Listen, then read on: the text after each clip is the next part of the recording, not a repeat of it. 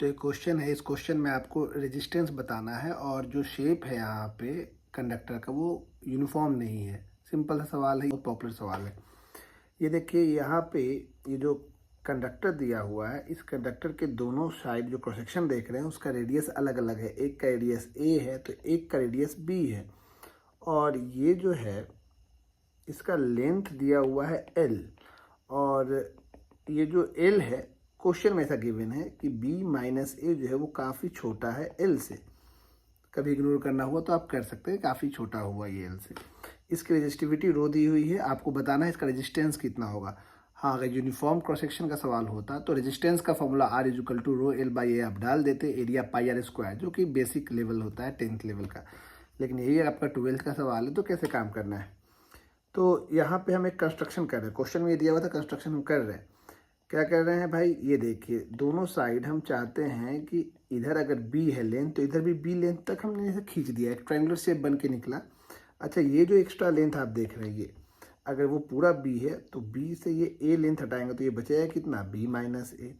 अब ऐसे सवाल में जहाँ यूनिफॉर्मिटी नहीं है वहाँ पर हम एक बार में पूरा शेप नहीं ले पाते हैं, तो यूनिफॉर्म सेक्शन लेंगे। हमने यहाँ क्या किया कि एक्स डिस्टेंस पे एक छोटा सेक्शन, एक्स डिस्टेंस पे एक बहुत ही छोटा सेक्शन कट किया, और ये जो छोटा सेक्शन कट किया है ये कितने लेंथ का है, ये मात्र dx लेंथ का है। अगर मान लो इसका यहाँ से यहाँ हाइट y लेते हैं तो ये जो ओरिजिनल पार्ट है ये हो जाएगा कितने का, b माइनस वाई। अब आपको यहाँ एक ट्रायंगल दिख रहा होगा, और से देखिए एक ट्रायंगल शेप में दिख रहा है, इस तरह का शेप दिख रहा होगा ये ट्रायंगल। इसमें ये वाला लेंथ है x और ये पूरा लेंथ यहाँ से यहाँ है l। इस ट्रायंगल में ये है y और ये वाला बचा हुआ डिस्टेंस आप गौर से देखिएगा तो ये है b माइनस ए।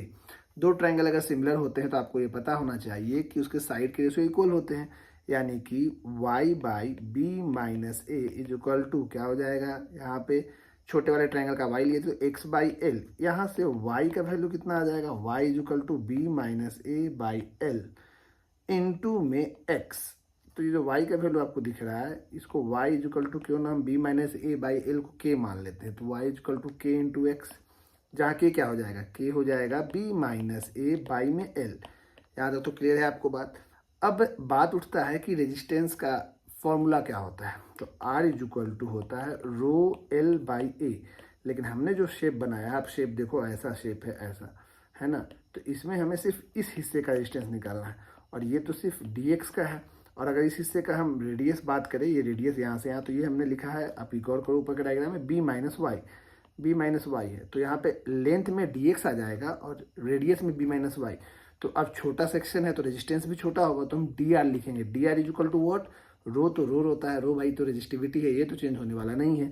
लेंथ होगा dx और area pi into B minus Y का whole square, B minus Y का होल स्क्वायर। अब पूरा इंटीग्रेट करना पड़ेगा, ऐसा क्यों है, क्योंकि ये छोटे छोटे सेक्शन मिलके ही पूरा का पूरा ये शेप बनाएंगे, छोटे छोटे सेक्शन मिलके ही पूरा ये शेप बनाएंगे कंडक्टर का, और ये सारे सीरीज में है, और सीरीज में क्या होता है, R equivalent R1 plus R2 plus R3 and so on. तो वही यहाँ पे होने वाला है, दोनों साइड इंटीग्रेट करेंगे। इंटीग्रेशन करेंगे तो भाई R is equal to D R का आर हो जाएगा, रो कॉन्स्टेंट है। अब यहाँ पे pi Y is equal to what, Y को हमने क्या माना है, गौर कीजिए, वाई इज इक्वल टू हमने लिया है के एक्स। यहाँ देखिए वाई इज इक्वल टू के एक्स, तो वाई की जगह हम लिखेंगे के एक्स, अंदर आएगा डी एक्स, पाई बाहर हो गया, बी माइनस वाई तो यानी बी माइनस के एक्स का होल स्क्वायर। अब इंटीग्रेशन बहुत ही आसान है, जो कि हम लोग सब जानते हैं। अब इंटीग्रेशन का लिमिट होगा 0 से पूरा लेंथ एल तक। तो यहाँ पे R is equal to integration देखिएगा rho by pi 1 by X square का इंटीग्रेशन होता है माइनस 1 बाई एक्स, यानी यहाँ पे हो जाएगा माइनस 1 बाई एक्स यानी b माइनस के एक्स। और इंटीग्रेशन के रूल के हिसाब से अगर आपके x के साथ कुछ भी मल्टीप्लाई में है तो वो अलग से बाहर में डिवाइड में आता है कॉन्स्टेंट के साथ। यहाँ x के साथ माइनस के इंटू में है तो बाहर में आ जाएगा माइनस के, और ये लिमिट आ जाएगा फ्रॉम 0 टू l, ये माइनस कैंसिल, तो ये आ जाएगा r is equal to rho by pi into k. अब x की जगह upper limit 1 by b minus k into l, minus उसी x की जगह लोअर लिमिट 1 बाई बी। अब यहाँ पे आपको k का वैल्यू क्या था, अगर ऊपर आप चेक करना चाहें तो k का वैल्यू हमने यहाँ पे लिया था, दिख रहा है ना, b minus a by L. तो ये वैल्यू यहाँ पे हम पुट करने वाले हैं b minus a by L. तो रो बाई पाई k का वैल्यू पुट करेंगे अभी 1 बाई बी माइनस के का वैल्यू था b माइनस ए बाई में एल इंटू में l minus 1 by b. Oh l तो कैंसिल और b भी cancel, minus minus plus a, तो रो पाई का वैल्यू तो पाई ही है, के का वैल्यू था b minus a by L, और यहाँ पे बचेगा 1/a माइनस 1/b, जो कि हम एक स्टेप उड़ाते हैं डायरेक्ट। आप 1/a माइनस 1/b को एलसीएम ए बी लोगे तो यहाँ होगा b माइनस ए, बी माइनस ए से b माइनस ए कैंसिल, और ये जो l है वो ऊपर जाएगा। ओ कहाँ गया भैया, और ये l जो है वो ऊपर जाएगा, और ये क्या बन जाएगा rho L by pi a b. ये बहुत आसान से रेजिस्टेंस आसानी तरीके से निकल गया। तो ये नॉन यूनिफॉर्म बॉडीज में आपको बस यूनिफॉर्म सेक्शन लेना है। इस वाले में हमने क्या किया कि भाई पहले कोशिश की कि भाई ये सेक्शन जो नॉन यूनिफॉर्म था इसको यूनिफॉर्म बनाया, और कुछ है नहीं।